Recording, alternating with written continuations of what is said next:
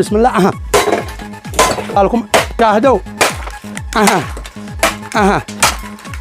بالله عليكم والله بضاعة أي كلام والله.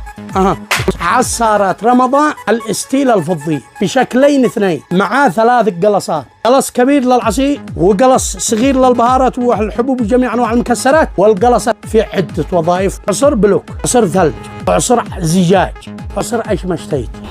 هذا ما هي؟ هذه بلوكة.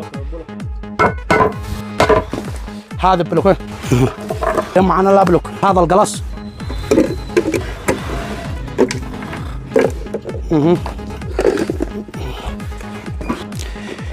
ونقول بسم الله.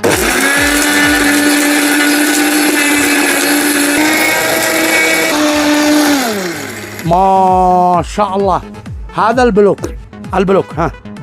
صور يا اسماعيل. يا ما باقي قلتكم الله، ما باقي حاجات حالية. هذا تفاح واحدة، وهذا عنبروت، وهذا سكر، هذا مركز، وهذا الغضاية.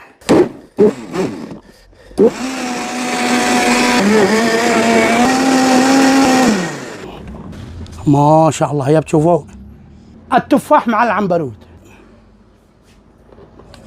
وهذا للبهارات والحبوب بجميع المكسرات او للزحوق حتى في لحظات بس.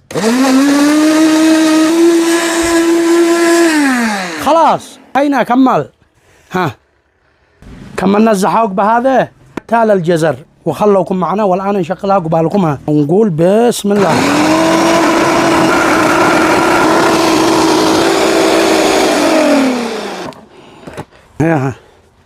تروا كيفين شرايح. بتشوفوا كيفين شرايح. باقي الكثير من المفاجآت، خلوكم معنا. وهذا برتقال. ونقول بسم الله.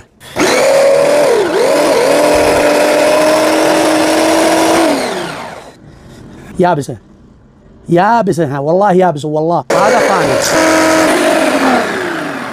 ما شاء الله. هذا البرتقال الواحدة. هذه يا حبايب قلبي تخيلوا، خليكم تعجبوا. هذه قطاعة شرايح للخيار. معنا حاجة مهمة جدا، خضاب البيض حول البيض. وهذا ثانية، وهذا ثالثة، وهذا الرابعة. البيض ونشغل ونقول بسم الله. ما شاء الله. خضابة البيض حتى ما شاء الله. هذه عصارة رمضان الاستيل الفضي، تجي بشكلين اثنين، معاه كامل الوظائف، واقتصادية جدا. 800 وات فقط في الساعة. وبكم هذا العرض؟ ب 130 ريال سعودي فقط لا